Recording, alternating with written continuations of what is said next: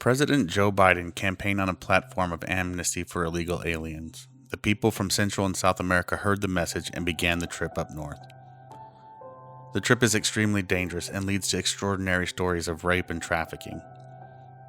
While the Biden administration refuses to call the situation at the border a crisis, at PPN I decided that I wanted to see the situation for myself. My journey began early morning in Dallas and would take me all the way south to McAllen, Texas. I'm Chris, and this is episode 22 of Border in Crisis.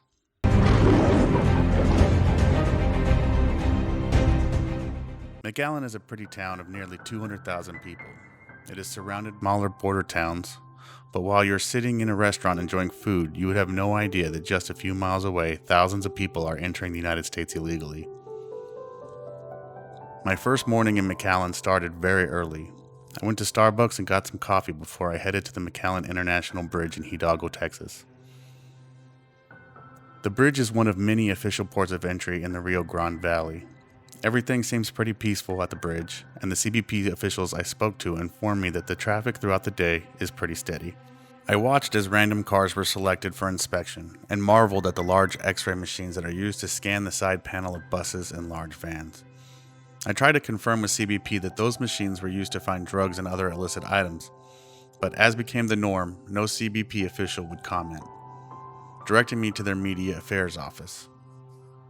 Few people crossing the border into the U.S. spoke English well enough to provide an interview, but I did get the opportunity to speak to an American citizen named Kelly. Kelly lives in Mexico with her husband. Her husband was deported after being arrested in the Carolinas. She believes that the immigration laws are too strict and prohibitive. Kelly describes for us exactly what it's like living in Mexico. Let's listen to her account. Is there a significant difference between life over there and life over here? Major. I don't go outside. Why? I hear women screaming. I hear gunshots. I hear and the cartel is, rampant over there. And so I don't go outside. Neither one of us do. He goes to work and comes home. I go to work and I come home. Would you say that that's just the way of life over there now? I think so. Unless you are from there, then you don't really have a chance there. My sweet husband works. He works from 6 a.m. to 6 p.m. and makes $15 a day. And he works hard. He unloads trucks. That's not an easy job. It's not an easy task. So, is it enough to live in Mexico? No. I mean, a 20-ounce Coke there is 15 pesos. And it's cheaper, but in a day he might make 300 pesos for 12 hours. That's $15. How do you guys stay safe even inside your house? We lock our doors and we barricade our door every night. He puts stuff up against the door that's heavy. Are people allowed to own firearms in Mexico? No. Only the cartels? And the police. And the police, I think, kind of go hand in hand with the cartel. I think they're not all of them. I think that you have to get with the National Guard there or the Marines or something like that to actually get real help in Mexico. So there's a lot of corruption. A lot of corruption. And you don't know who to reach out to. Do the communities band together? Okay, we can't trust the cops. We know the cartels are here. As a community, we need to guard our streets. Does any of that happen? I don't believe so. It's just too dangerous. Yeah, I think that everybody's scared. You hear stories about the cartel chopping off people's heads and stuff like that, and it's oh my God, So I go to work and I get back over here before dark so that I don't have to walk the streets at night to get back to where we live, and I don't leave the house again until the next day when I have to go back to work. So it's not much of a life, but at least I'm with the one I love, I think a lot of women would have abandoned their man. I hope your man understands how lucky he is to have somebody who's willing to do so much for him.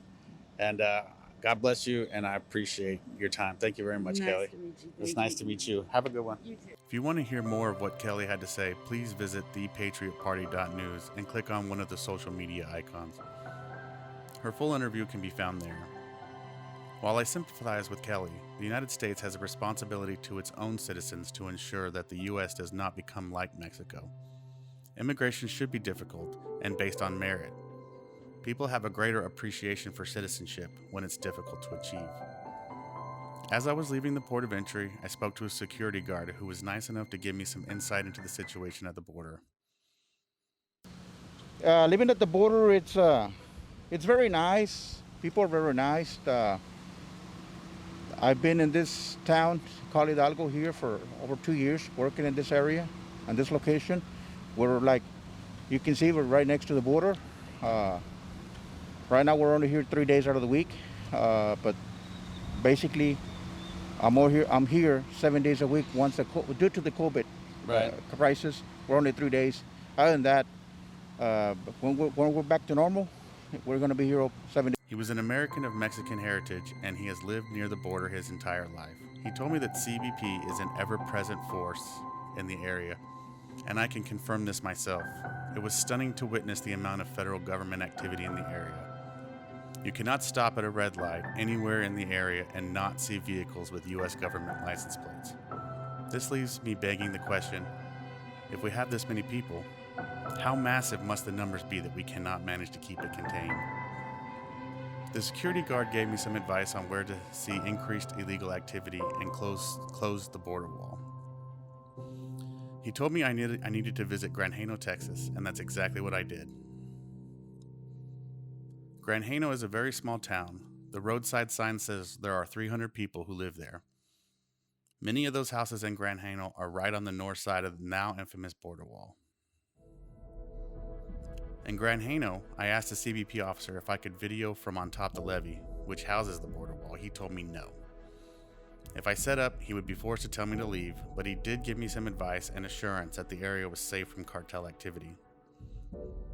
The CBP officer told me to ask the local bar owner if I could film from his establishment.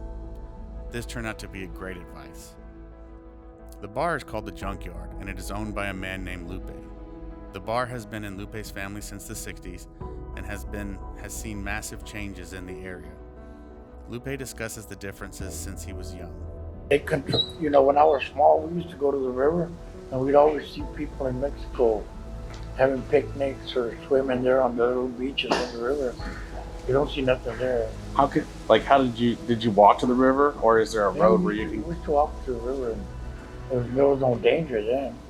But now you wouldn't do it? No. Not even the Mexican people go to the river anymore. Because it's just there's cartels, or just yeah, they accuse you of trying to cross. Lupe was very nice and let me set up my camera on the back patio. He talked to me a little bit about the situation in the border and what it's like for him to own a business. He said he would only talk to me if I wasn't going to bash the border wall. Lupe told me that now when he looks up at the unfinished wall, he has decided it's no longer the Trump wall, now it's the Biden wall. Lupe opined about the current state of immigration in the United States. He said that the wall won't make a difference because these people know that they want to get picked up by the CBP because they know it eventually leads to their release within the U.S. A lot happens at Lupe's bar. He said that he regularly finds illegals sleeping in his bathroom, and while not much is stolen, he has had some crazy experiences. One woman gave birth on his patio. I suppose she made it just in time. Remember that babies born in the U.S. are given citizenship, and in many cases, so are the parents. This phenomena has given rise to a tourism industry for pregnant women. These women visit the United States and hope that they give birth while they are here on tourist visas. After saying goodbye to Lupe, I left trying to find access to a section of the levee that was not patrolled by CBP. As luck would have it, I did find a spot. I found a flow control gate that was wide enough for me to cross. Unfortunately, it wasn't very excited. I had gotten there a day early. I read reports the next day that the area under the bridge where I was had been turned into a camp for illegals. I saw plenty of CBP activity on the levee, but no one came to tell me to go, and after a short while I packed up my camera and kept heading down the road. A little ways down the levee, I ended up in Mission, Texas. I found a restaurant that was literally on the bank of the Rio Grande River, so I stopped in for some lunch. I had an enjoyable meal and some good conversation with the staff there. The operators wouldn't let me bring my camera equipment in, but said I was good to go use my cell phone to capture video. One of the staff members at the restaurant told me an interesting story. She said that her friend was a bus driver and he had been working for CBP. His job was to take people from the detention facilities in the area and drive them to San Antonio, Texas, and release them in the city. This was especially concerning to me, so I reached out to CBP for comment. At this time, they still have not given more than just a pre-generated letter that focuses on how they feel it is very important to protect minors crossing the border. After I provided specific information on specific buses running to and from the detention facility, they cut communications altogether. I decided my next step was to take me to the Rio Grande River. I got on a boat and did a river tour. I was hoping to see some activity during the river cruise, but no luck. The ride was enjoyable and I did get to see sections of the border wall from the other side. I got to see a 3-mile long border wall that was privately built. The private wall was considerably cheaper per mile than the federal wall and included features like sensors, cameras, and guard stations. Currently, the owner of that wall is fighting the government in court. The government is demanding the wall be taken down because it is too close to the river. The federal border wall is actually several miles from the border in most locations. The boat tour showed how hard hit some of the areas in Mexico had been recently. And the guide explained that the area across the border from McAllen is heavily populated by nearly 1 million people. The Mexican military had taken over resorts and were using them to house soldiers. Some of the river properties on the Mexican side of the Rio Grande were in a dilapidated state, and some would fit right in near the mansions of Highland Park. A popular park near the shore was completely broken down, and nature was in the process of taking it over once again. From the boat, I could see the tracts of land where smugglers had made a path through the brush and used the boat to ferry people and drugs to the other side. If the CBP is only catching some of the activity on the border, what is being shipped over that we are completely missing? Are they bringing in terrorists? Are they bringing in weapons? Are they bringing in sex slaves? I think we will find the answer to all these questions is yes. This is a real problem for CBP. The officers who work for CBP are putting so much effort into the people who turn themselves in that they are spread so thin but missing a lot. The national media is doing what they can to say that the situation at the border is not a crisis. But just because people aren't bashing through the port of entry like a scene from World War Z or The Day After Tomorrow doesn't mean that there is no crisis. Before I left Dallas, I tried to get confirmation from CBP about the facility in Donna, Texas. I wanted to know where the facility was and how I could get access to it. I think it goes without saying, but I got neither. That meant I had to be creative, and Lupe inadvertently gave me an idea. Lupe had told me that the buses went several times a day between his section of the border wall and an undisclosed CBP facility. While I was there, I happened to see one of these buses, so on a hunch, I went back and waited. I barely had to wait before one of the white buses showed up. 15 minutes after its arrival, it was on its way back out, and I was on my way to finding the facility. I did not know for certain that I was headed to the facility in Donna, Texas, but I had a pretty good idea once we were out of the McAllen area. I followed the bus for 40 minutes, and it led me directly to the facility in Donna, Texas. The compound is huge, and it's hundreds of feet from the road, which makes it difficult to determine what's happening inside. They built the facility on property that was intended to be a park. The compound is directly next to an apartment complex. I spoke with people inside the complex, and they said they hadn't had any trouble with the facility, but they couldn't tell what was happening inside either. So I'm in Donna, Texas. This is the site of the temporary migrant detention center, or whatever they want to call it. The street name for the facility is at Rio Grande Street. I tried to find a Rio Grande Street in Donna, Texas, and currently there isn't one. So it's possible that the street is so new that it actually hasn't been updated in the maps. But if you look on the maps, it's actually just an empty field. I witnessed buses full of people leaving the facility, and I reached out to the bus operator company. It's a security company with headquarters in New York. But all of their lines send you to voicemail, and the voicemail gives a warning that users cannot accept any more messages. There really is zero transparency with the activities on the border. Remember that I had been told those buses were shipping people up north and letting the illegals go. And here comes another bus, a much larger bus. This looks like a bus, like a Greyhound style bus that you would use to travel around the country. Let's see if we can try to get a view inside and see how many people are in there.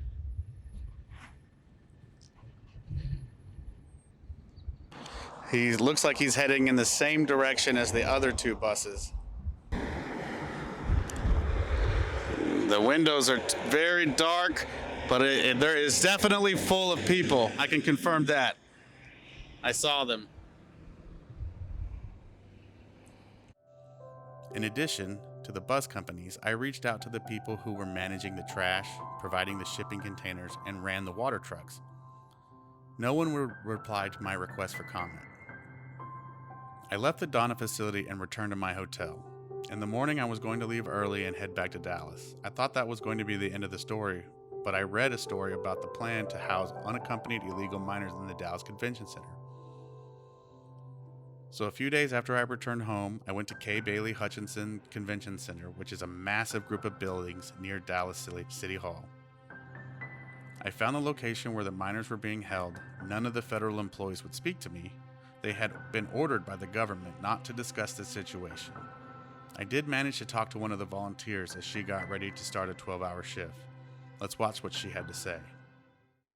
Okay, so we're standing here in front of the K. Bailey Hutchinson Convention Center, and you're here to volunteer today. Can you tell us exactly what you're volunteering for? Just supporting the children, getting them comfortable, making sure we're meeting all their demands and all their needs, making contact with their family members that are here. They're refugees, basically. You know, they're not illegals, they're not immigrants, they are refugees. How long have you guys been able to plan for what's going down today? Good question. I was just notified yesterday and I got deployed last night. So we're responding pretty fast. As for the kids, I don't know. I really don't know. Are you guys working like shifts, like 12-hour shifts. 12-hour shifts. Wow, and it's all volunteer? It's all volunteer. We are not getting paid. It's all the American Red Cross. We are supporting FEMA. Okay, well that's really awesome. Do you have any idea how many kids are here right now? Right now we have about 200 children. Did they give you kind of any indication on how big that number could get? Oh yeah. We're preparing for more children to come in tonight and more children tomorrow. Are they taking good care of you guys? Like, are you guys getting plenty of breaks and stuff? Everybody is getting breaks. Everybody's getting fed. The children have everything. They're getting showered. They're getting conversations with the consulate of each individual country they come from. Some are from El Salvador. Some are from Guatemala. Some are from Honduras. So they're just... Do they have legal representation in the building, as far as you know? I don't know that. But there's a lot of people here helping them. Do they have stuff that they can play with and they're kids, they like to have fun. Yeah, they're being educated, they're teaching them English, they are playing basketball, they're playing cards, they're learning a lot of activities. They're really good. Okay, well that's great. Well, I hope that you have a nice peaceful night shift and that everyone goes well. I really appreciate your time. Thank you. Oh no, you're welcome. Have a good one. Okay, you too. Facilities like this are going to start sprouting up all over the country. The numbers are expected to keep growing. No one cares that Joe Biden has said not to come. It is too little, too late. The kids that end up in this facility are lucky. At least they will not be used as child sex slaves. The U.S. government reaches out to the countries where these kids are from, but there is no indication that they will be sent back. People like to believe the conservatives are careless, and the plight of young children doesn't make us feel sympathy. This is, of course, ridiculous. My heart aches for every child who has made this dangerous trek. That doesn't mean we should encourage their practice by allowing them to stay. Sometimes compassion is telling people that you cannot help. The United States is still an exceptional place to live, but that is only because we have rules and we are supposed to enforce them. If we continue down a path where we tell people the rules don't matter, then it will only be a matter of time before the United States is just as dysfunctional as the countries where these people come from. Here are my final thoughts. I was standing near the entrance to the Dallas Convention Center watching the volunteers roll in. On the other side of the street was a large homeless camp. The camp was filthy and the people there were just as dirty. It occurred to me that we are spending hundreds of millions of dollars to handle this crisis. The crisis that was brought on by a man who is not fit to be president. And Americans are living under bridges. I keep hearing that the U.S. is wealthy enough to save the world, but we cannot seem to manage our own people. I hope you guys are paying attention, and I hope you enjoyed this video. Please comment, share, and like this video. If you feel like I earned it, give me a follow, both on your preferred video platform and on gab.com/patriotpartynews. Until next week, this is Chris signing off.